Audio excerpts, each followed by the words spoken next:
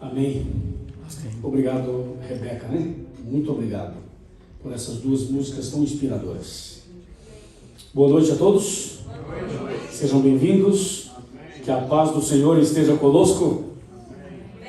Amém, irmãos? Amém. Amém. Nós vamos agora ter mais uma oração para começar o tema de hoje. Por favor, assim como vocês estão, é só curvar a cabeça, fechar os olhos. Vamos falar com Deus. Senhor, nosso Deus e nosso Pai, louvado seja o Teu nome por esse momento em que temos o privilégio de estudar a Tua Palavra. Amém. Pedimos nesse instante a Tua graça, a Tua bênção e a Tua direção. Amém. Que a mensagem de hoje venha preencher o vazio do coração e nos fortalecer na fé e nos ajudar na preparação para a volta de Jesus. Amém. Abençoa cada internauta que está conectado conosco e aqueles que estão aqui pessoalmente. Entregamos os momentos seguintes nas Tuas mãos, em nome de Jesus. Amém. Amém. Amém. Muito bem, quero cumprimentar os internautas. Estamos em alguns canais aqui, estamos no YouTube aqui da igreja, no meu canal do YouTube. Aqui você está transmitindo também por algum canal? É o canal da igreja, mas não é ao vivo. Mas é o canal da igreja? Palmária. De Palmária. Palmária, ok. Então fica a nossa saudação. É YouTube também? YouTube. YouTube também. Deus abençoe. Então estamos com 3 canais sendo, nesse momento, transmitindo essa mensagem. Queridos irmãos, o tema de hoje é fome e sede. Falar em fome e sede nesse país parece que não combina muito, né?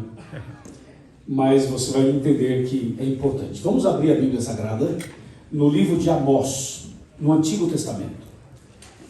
Para facilitar a localização do texto, você pega como referência Daniel, e logo depois de Daniel você tem Oséias, e logo depois de Oséias você vai ter o livro de Joel, e logo depois de Joel você tem o livro de Amós. Amós capítulo 8, versículos 11 e 12. Repetindo, Amós 8, 11 e 12. Léo, né? Léo, qual a câmera que eu posso chegar mais perto hoje especial? É aquela ali. Ok, então durante a mensagem e no final, fica atento que eu vou fazer um chega mais perto aí. O zoom chega a botar meu rosto todo na tela? Sem aparecer tudo isso aqui? Consegue? Esse camarada é nota 10. Muito obrigado, Léo, por isso. Então atenção, internauta, já vai ter um chega mais perto. Amós, capítulo 8, versículos 11 e 12. Estou repetindo para esperar um pouquinho para que todo mundo localize, inclusive os nossos internautas. Já achamos? Todo mundo achou? Amém? Amém. Diz assim o texto bíblico: Eis que vem dias, diz o Senhor Deus, em que enviarei fome sobre a terra, não de pão, nem sede de água, mas de ouvir as palavras do Senhor. Andarão de mar a mar, do norte até o oriente, correrão por toda parte, procurando a palavra do Senhor, e não a acharão. Todo mundo conseguiu acompanhar a leitura? Vamos ler de novo, mais uma vez, mesmo texto. Eis que vem dias, diz, quem é que diz? O Senhor Deus, em que enviarei o que mesmo? Fome sobre a terra, não fome de pão, nem sede de água, mas de ouvir as palavras do Senhor. E andarão de mar a mar, e do norte até ao oriente, correrão por toda parte, procurando a palavra do Senhor, e não acharão. Misericórdia, exatamente. Eu queria dar um pano de fundo, eu queria dar um pouco do contexto sobre o livro de Amós, apenas um pouco, só para a gente ter uma ideia do que esse livro está tratando, do que esse livro fala.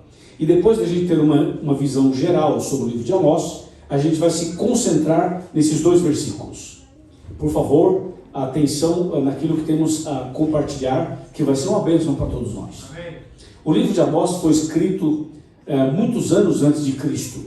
Alguns chegam a dizer no ano de 650, 660 a.C., alguns chegam a colocar mais ou menos esse período. Mas o que chama a atenção é que o livro de Amós é um livro de natureza profética. É um livro profético. É como se o Amós fosse um apocalipse. Imagina um apocalipse no Velho Testamento, é Amós. Não é só Amós, tem também Daniel, tem também Zacarias, tem outros livros. Mas o livro de Amós é um livro profético. E um detalhe bastante curioso sobre esse livro de Amós é que ele foi escrito de uma maneira curiosa. Ele foi escrito separando visões, e cada visão tinha uma mensagem específica para o povo daquele tempo e também para os nossos dias. Ele trata dos pecados de Israel, repreende os pecados e fala da restauração final, tanto para Israel quanto para toda a humanidade. Para se ter uma ideia melhor, o livro de Amós trata alguns assuntos de maneira muito profunda, ou muito profundo.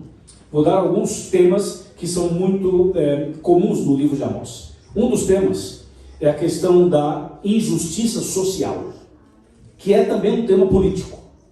A injustiça social. Você sabe que nesse mundo existe muita injustiça social, especialmente nos países de terceiro mundo, quando poucas pessoas têm muito dinheiro e a maioria não tem quase nada.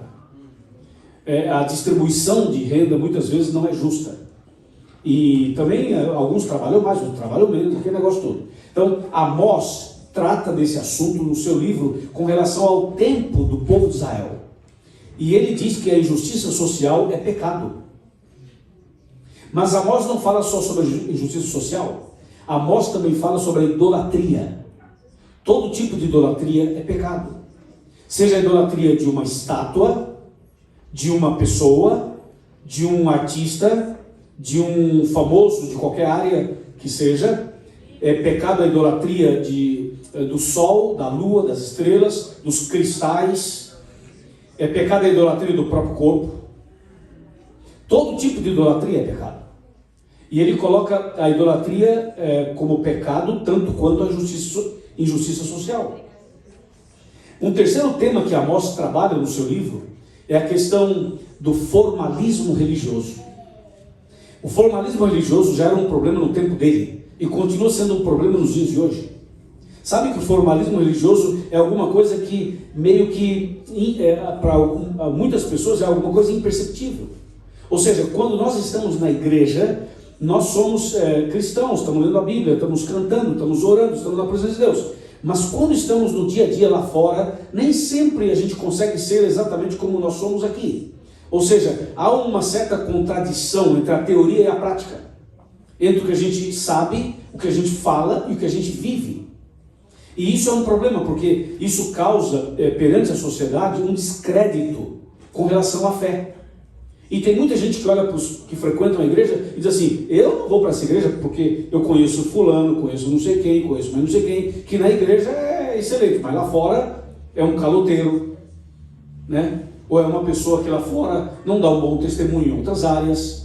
Então o que acontece? Essa questão do formalismo religioso é quando nós nos preocupamos mais com a aparência do que com a essência.